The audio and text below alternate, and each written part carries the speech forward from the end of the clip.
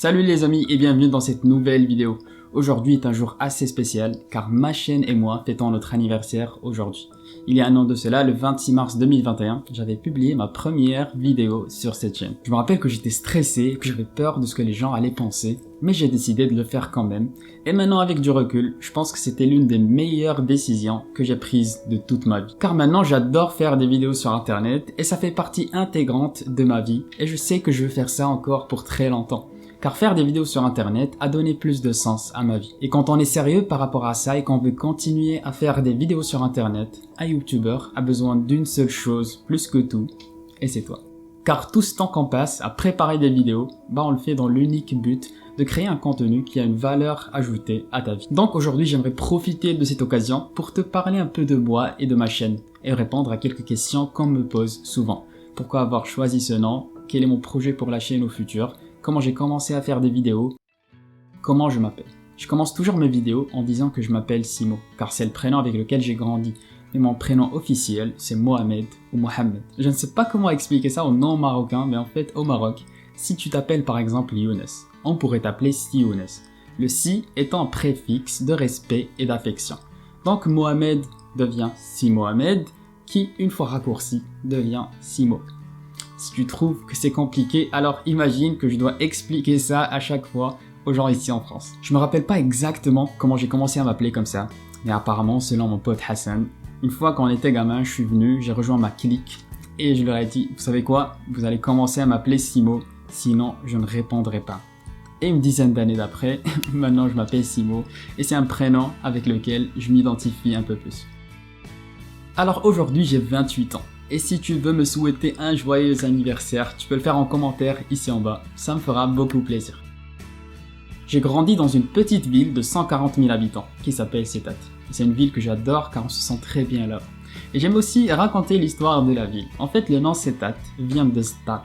Et un Stat est un mercenaire que tu payes et qui te fait traverser une zone dangereuse. Car avant, c'était très dangereux de faire passer ces marchandises entre Casablanca et Marrakech. C'était un long trajet au milieu de plaines désertes. Et du coup, un groupe de mercenaires, ou Stat, protégeait les gens contre les bandits. Et se sont installés dans cette zone qui est maintenant devenue Settat. Mais à part le fait que je viens de lignée de mercenaires, à Settat, il n'y a pas grand chose à faire. Et mon père, pour plaisanter, disait toujours que Settat était le tremplin entre la campagne et la ville. J'ai eu mon bac en sciences mathématiques B et j'étais 3e au niveau régional avec un résultat de 17,82 auquel je ne m'attendais pas pour être honnête. J'ai ensuite décidé de faire archi et je me rappelle que j'avais postulé que pour l'école d'archi tellement je voulais faire ça. Une décision stupide que je mets sur le compte de la jeunesse. En fait, il faut toujours postuler à tout. Et du coup, j'ai passé le concours et j'ai été dans la liste d'attente. Mais heureusement pour moi, j'ai été accepté à la fin et c'était un moment très spécial dans ma vie. J'ai passé 7 ans en école d'archi car je me suis retapé une année. À un certain moment, on a trop fait la fête et c'était une bonne leçon pour moi. Du coup, après mon diplôme, j'ai décidé d'exercer ailleurs et mes amis et moi avions décidé de venir ici en France pour un master et c'est ce que j'ai fait. En 2019, j'ai eu mon master à Bordeaux, qui est une très jolie ville. Et ensuite, je suis venu ici à Paris, ça fait presque 3 ans maintenant. J'ai travaillé 1 an et demi dans une agence qui fait de la rénovation d'hôtellerie sur de beaux projets. Mais je ne me sentais pas bien là-bas, à tel point que je ne savais pas si je voulais continuer à faire archi. Alors j'ai décidé de prendre une longue pause d'environ 7 mois, où je me suis vidé l'esprit, où je me suis concentré un peu sur mes vidéos. Et maintenant je suis dans une autre agence et je me sens beaucoup mieux qu'avant. J'ai eu l'idée de commencer une chaîne en octobre 2019. C'était une période où j'ai redécouvert le pouvoir de la lecture sur ma vie. Du coup je lisais tout le temps dans le métro chez moi sur des sujets scientifiques qui pouvaient améliorer ma vie. Et à un certain moment je suis passé à ce livre, Limitless de Jim Kwik. Et dans une partie du livre, il parle de nos croyances limitantes. Et durant la même période, j'avais trouvé la vidéo d'un super youtubeur qui s'appelle Ali Abidal. Et dans cette vidéo, il parlait de comment le fait de faire des vidéos sur internet avait changé sa vie pour le meilleur. Et j'étais assis dans le métro, je regardais la vidéo, et à un certain moment, je me suis dit, et si je le faisais aussi? J'aime beaucoup partager ce que je lis avec mes amis, ma famille, donc pourquoi pas? Du coup, l'idée m'avait excité, et de là, j'ai commencé à penser les détails. Comment je peux faire ça tout en travaillant, etc. Et à chaque fois que ma voix intérieure me disait, non, tu n'es pas fait pour ça, ou ça ne va pas marcher, je me rappelais du livre, et j'essayais de gérer cette voix intérieure et d'avancer lentement mais sûrement. Et c'est la raison pourquoi j'ai choisi le sujet des croyances limitantes comme sujet pour ma première vidéo. pour la symbolique et pour ne jamais oublier que cette aventure a commencé car je n'ai pas écouté cette voix intérieure qui me limitait beaucoup dans ma vie. Pourquoi le nom incrémental? Ça, c'est une question que je reçois assez souvent. Et il y a deux réactions complètement différentes par rapport à ça. Soit on va trouver que le nom est super cool et stylé et tout ce que tu veux, soit on va penser que c'est un peu compliqué pour une chaîne YouTube.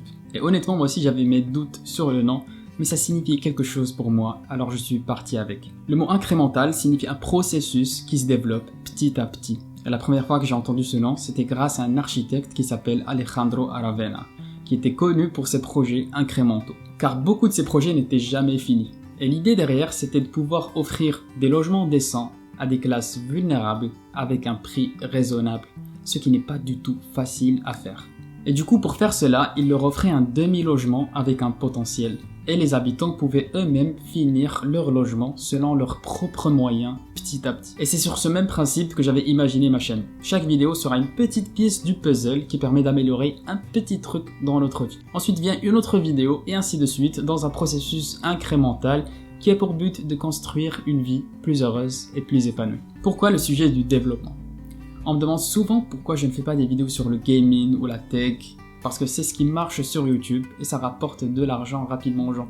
Et c'est vrai, car moi aussi je vois le potentiel. Et la réponse est que personnellement, j'ai vécu un grand changement dans ma vie. Avant, je me sentais pas trop bien dans ma peau et mon estime de moi-même n'était pas au top. J'avais du mal à comprendre les gens, à gérer mes émotions, à rester productif, à manger correctement, etc. Et c'est grâce aux livres et aux informations que je partage sur ma chaîne que je me sens maintenant très bien et que je vois la vie de manière beaucoup plus optimiste. Et quand j'arrive à faire passer juste un peu de ça à d'autres personnes, alors je suis très satisfait. Jim Kwik dit qu'on trouve du sens à notre vie quand on arrive à utiliser notre passion pour aider les autres. Et c'est exactement ça pour moi. Donc quand tu me laisses un commentaire positif, sache que ça me fait énormément plaisir. Quels sont tes objectifs pour la chaîne? Sur le court terme, je dirais que mon objectif est de rester consistant, de publier au moins une vidéo par semaine et d'apprécier ce que je fais et d'essayer de continuer à apprendre comment améliorer la qualité de mes vidéos et comment atteindre plus de gens sur les réseaux sociaux. Par contre, sur le long terme, j'attends deux choses. La première, c'est de pouvoir monétiser ma chaîne cette année-là. Et la deuxième, c'est que d'ici 5 ans, j'arrive à avoir un revenu me permettant de faire ça à temps plein peut-être, qui sait. Et la deuxième chose, c'est de commencer à penser à des formations, personnelles ou professionnelles, que je pourrais commencer à mettre en place dès maintenant. Et pourquoi pas avoir une certification de coach pour apprendre à aider les gens de manière plus efficace et plus professionnelle. Je commencerai à partager de petites mises à jour par rapport à ça, donc si tu es intéressé, n'hésite pas à t'abonner. Je pense avoir fait un peu le tour des questions et j'espère que tu en sais un peu plus sur moi maintenant et sur ce que je fais.